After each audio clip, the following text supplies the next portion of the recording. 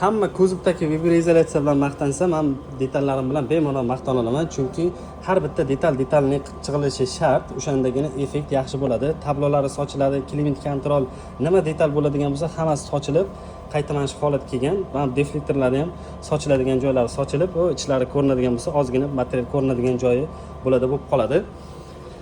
Mashinani o'zida qaytib yiqqandan keyin unaqa narsa hech qanaqa narsa ko'rinmaydi. Detalida hammasi sochilib, mana bunaqa nikellari yechib olinishi kerak bo'ladi. Bular paykada bo'ladi hammasi. Detalida chiqildi. Keladigan bo'lsa, lukni ham yechib olganmiz, antiskript qilinadigan joylari bor.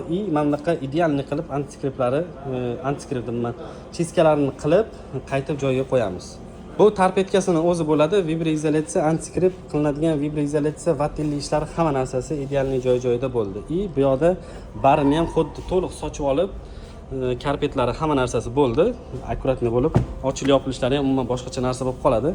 Mashinamiz o'ziga keladigan bo'lsak, dajmami laboy taylarigacha yechib olamiz, chunki qilinadigan ishlari bor.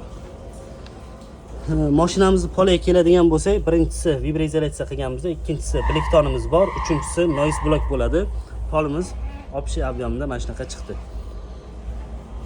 Ichki qismi 4 ta sloy bo'ladi. Birinchisi vibratsiyamiz bor, ikkinchisi termoizolyatsiya bo'ladi, uchinchisi vakuum qismi bo'ladi, to'rtinchisi obshipkasida bo'ladi. Hozir patologini ham ishlarini endi boshlaymiz.